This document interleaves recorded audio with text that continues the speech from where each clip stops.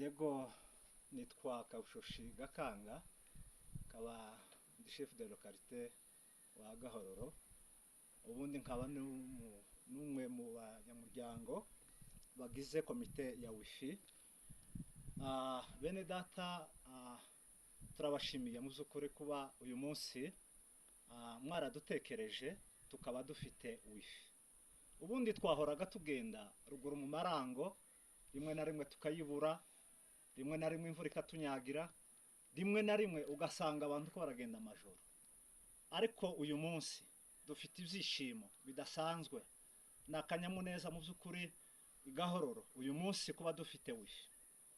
Nimwe tuyikesha komite ya Rurambo. Mwarakoze kuba mwaradutekereje kandi mukaba mutugejejeho kino gikorwa. Uyu munsi tukaba dufite wifi. Ni ukuvuga ngo abasaza n'abakecuru n'abarwayi n'abandi uyu munsi noneho biraboroheye kugira ngo bazabavuga amasaha ayo ariyo yose. Ni ukuvuga ngo ni mwebwe babikesha. Ubundi kandi dushimiye umuyobozi mu by'ukuri wabahaye igitekerezo, Komanda Isaac, n'umuyobozi mwiza, agenda tugeza ku bintu byinshi kandi bidasanzwe. Uyu munsi kuba yaratanze igitekerezo mukacyakira nka bamwe mu baturage ba Rurambo batuye hirya no hino ku isi, tukaba dufite wifi.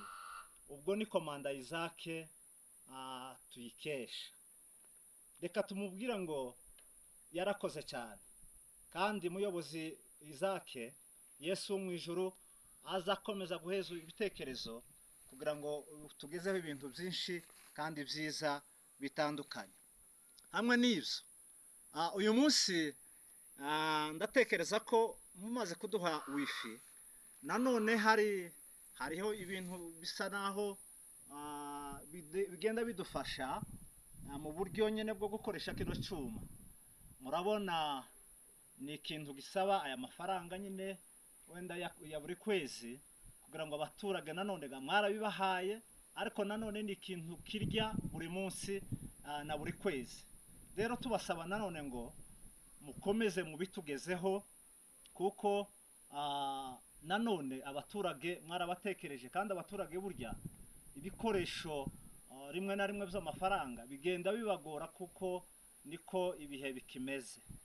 Bamwe ni abatishoboye, ubundi kandi no kubona amafaranga biratugora. Ariko hamwe namwe ndabona ko ibyo bindi bisigaye ari bitoya kandi muzabitugezaho. Rero murakoze.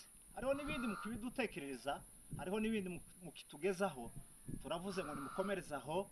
Komite yacu ya Rurambo turabashimiye mu by'ukuri, tuvuga ngo abavandimwe batuye hirya no hino ku isi, Yesu mu ijuru akomeza abaheze imigisha mu tuzi twanyu mugenda mukora twa buri munsi kugira ngo mutugezeho ibintu byiza bidasanzwe. Yesu mu ijuru nabaheze umugisha. Murakoze cyane.